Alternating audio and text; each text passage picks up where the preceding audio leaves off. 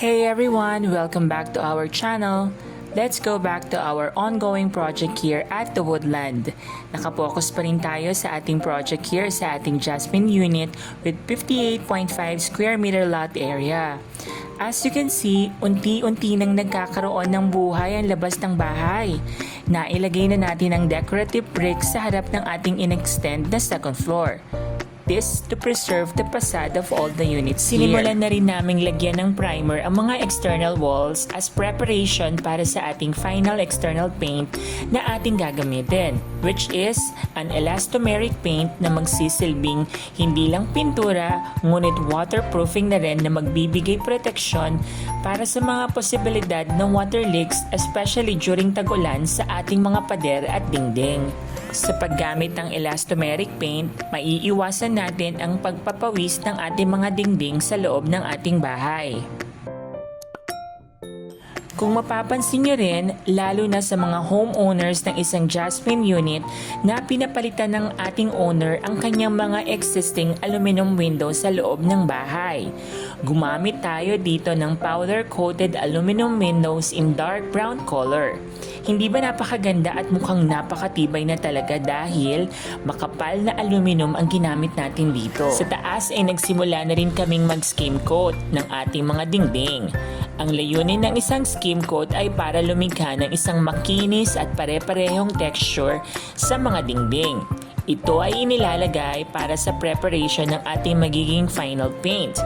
After this, magpapatong naman tayo ng primer. And then finally, ang final paint na mapipili ng ating homeowner para sa kanyang mga pader at dingding.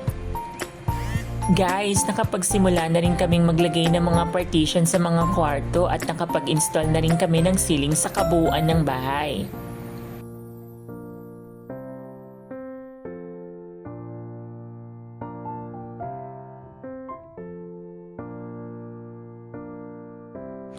Look, hindi ba maluluwag ang mga kwarto, lalo dito sa ating master's bedroom na mas naging mahaba at malapad. Andito rin ang access papunta ng balcony. Nag-install din tayo dito ng aluminum swing door.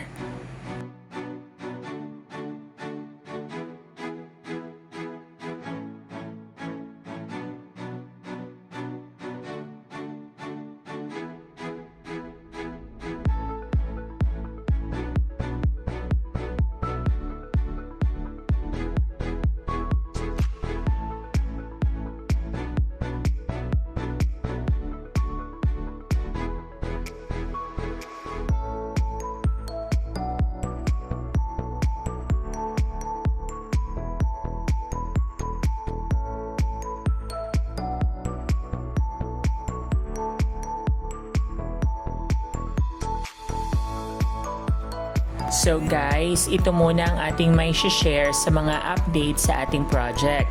Sana ay manatili lang kayo na nakasubaybay at hintayin na matapos ang project na ito. Kapag matapos na tayo sa ating pagpipintura ay isusunod na natin ang pag-install ng mga tiles at finishing and final touches sa kabuuan ng bahay.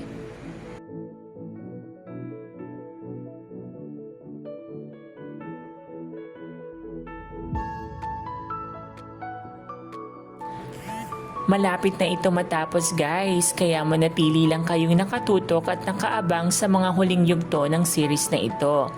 Sana nawa sa mga unit owners ng Jasmine unit here sa Woodlands or sa ibang projects ni Axia ay makonsider nyo ang aming grupo para gumawa ng bahay na inyong pangarap. Salamat at hanggang sa muli! Ciao!